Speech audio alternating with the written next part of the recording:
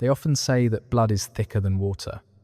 From the moment we are born, society carves a single, absolute truth into our minds. Family is everything. Family is the foundation, the safety net, and the one bond that is never allowed to break. But what happens when that very bond becomes a noose around your neck, slowly taking away your ability to breathe?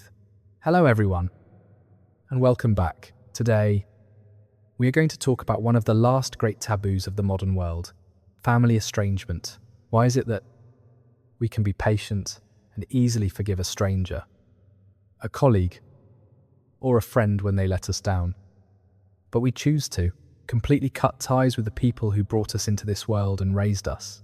Is it because you are ungrateful or selfish? From the perspective of psychology and neuroscience, the truth is far more brutal. When an adult child decides to go no contact, completely severing ties with their parents, it is rarely an impulsive act of anger. It is a painful psychological surgery to remove a necrotic cell in order to save the life of an entire soul. Today, we aren't here to talk about morality at all. We are here to talk about science. We will decode 3 core mechanisms: cumulative microtrauma, betrayal trauma, and the exact moment the brain is forced to hit the disconnect button to keep your heart from stopping. This is the truth behind the silence. You see, family fractures almost never begin with a loud explosion. It's not a world-shattering argument on a Sunday afternoon.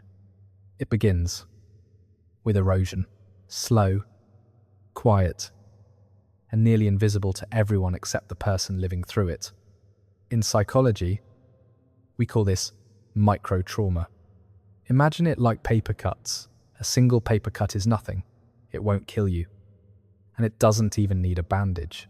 But if every single day, for 20 years, you receive dozens of those cuts in the exact same spot, that wound will never close. It will fester and become a chronic agony. What does microtrauma in a toxic family look like? It's a sarcastic remark disguised as advice for your own good. It's the look of disappointment when you don't meet their impossible expectations. It's having your emotions constantly dismissed with phrases like, "You're being too sensitive," or "We sacrificed everything for you. What right do you have to be sad?"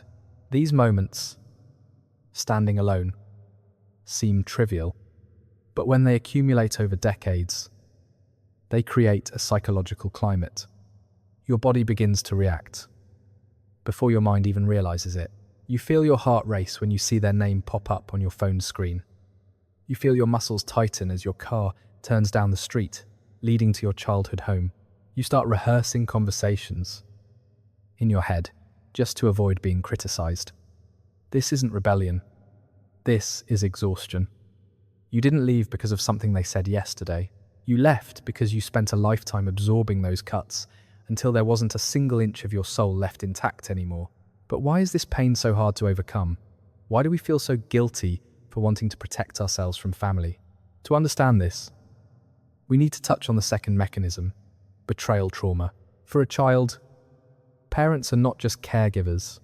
Parents are the entire world. In our neural circuitry, parents are hardwired as the secure base. When we are afraid, our brain compels us to run toward them for protection. This is a basic human survival instinct. But betrayal trauma occurs when the very person your brain tells you to run for safety is the source of the fear itself. This is a horrific biological paradox. In these moments, a child's brain enters a state of freeze. You cannot fight because they are too powerful and you love them. You cannot flee because you need them to survive. The result? The brain chooses survival blindness. You start to blame yourself instead. Dad hit me because I was bad. Mum is sad because I'm not good enough. You would rather believe you're bad than accept the reality that your protector is unsafe. Because if a child accepts that reality, their entire world collapses into pieces. This pain causes many times more damage than betrayal from a stranger. because it happens at the deepest level of attachment and trust. It makes you grow up with a distorted belief that love comes with pain, and that to be loved, you must abandon yourself until one day the endurance reaches its limit. Like a volcano that has built up pressure for millions of years, those around you only see the sudden eruption, but they don't see the pressure that increases by a millimeter every single day beneath the Earth's crust. In neuroscience, your amygdala, the alarm center of your brain, after years of being overactivated by family stress, finally makes an executive decision to prevent a total collapse of the nervous system and to save you from deep depression or physical destruction caused by chronic stress. The brain hits the disconnect button. This isn't hatred, this is emptiness. You look at them, and for the first time, you feel neither fear nor hope. You only feel an endless weariness. You realize a simple but devastating truth. They will never change. The well you have stood by your entire life waiting for water has actually been dry from the start, and standing there will only result in you dying of thirst. The moment you decide to cut contact, that is when you perform surgery on yourself. You accept the pain of one moment so that you don't have to be in pain for a lifetime. As the silence begins to settle, another war breaks out inside you. It is the battle with the ghost of guilt. Society will not let you go so easily. They will use words like filial piety, the debt of birth, and sacred blood. They hurl these at the peace you have just painstakingly found. But let science tell you about a concept called ambiguous loss. This is a unique kind of mourning. You are grieving for someone who is still alive, still present somewhere in the world, but they have died emotionally to you. You aren't just mourning the relationship you lost, you are mourning the version of parents, the version you never had. You are mourning for the child in the past who had to wait at that dry well. You waited far too long. This departure is, in fact, a process of bereavement. You need time to mourn, the hope that they would eventually change. And this is exactly where the element of healing appears. You must understand. You must understand that leaving is not an act of revenge. Leaving is a boundary. In psychology, a boundary is not a wall. It is not to lock others out, but a door to keep yourself safe inside. If a cell is cancerous, a doctor must remove it to save the other healthy cells. If a relationship continuously pumps toxins into your nervous system, disconnecting is a survival-based psychological surgery.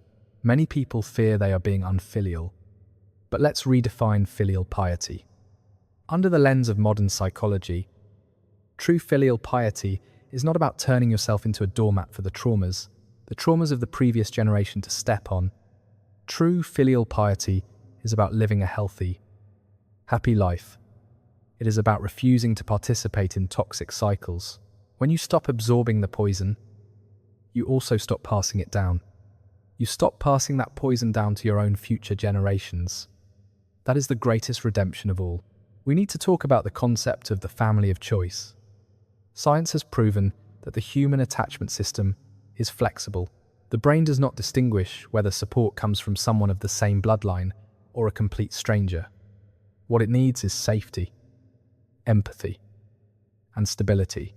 When you step out of the shadows of your family of origin, you begin to have the space to build a new safety net. Friends who truly listen, mentors who see your value, or a partner who respects your boundaries. These are the people who will help you rewrite your neural map of love. Healing does not mean the pain will vanish completely. There will be holidays and gatherings where you feel a hollow ache. You feel it in your chest. But remember why you started. Remember your exhaustion on the day you decided. You decided to hit that disconnect button. You chose a peaceful emptiness over a crowded, violent storm. Do not wait for an apology from people who never think they are wrong. It will never come. True liberation does not lie in them understanding you, but in you finally understanding yourself.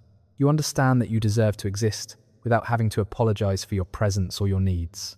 You deserve to breathe without having to look at someone else's face for permission to be happy. This journey is not for the weak. Only the truly brave dare to choose peace over fake, hollow submission.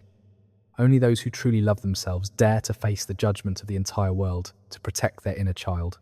If you are watching this video and you have already, or are intending to, cut contact with a toxic family, I want you to know one thing: you are not alone. There are millions of people walking this quiet path. They are walking just like you. And you do not need to feel guilty for choosing to survive. Leaving is not the end. Leaving is the starting point for a life where you are finally the master. Take a deep breath. This time, your lungs are truly yours. Your heartbeat is yours, and your future, finally, belongs to you and no one else. Thank you for listening to these truths. These are brutal but necessary truths. If your story needs to be shared, please leave a comment below. We are here to understand, not to judge. Don't forget to subscribe to the channel to decode the dark corners. We decode psychology and find the light for yourself. I'll see you in the next journey of healing, wishing you a life of peace and clarity. In our next video, we will explore the forgotten child. Why do some adults always feel invisible in every relationship? How can you escape the ghost of neglect? Stay tuned for that. For now, take care of that brave heart of yours. You have done the hardest part. You have chosen yourself, and that is enough. That is more than enough. The world is waiting for the real you to emerge from the silence. Until next time, be kind to your mind. Goodbye.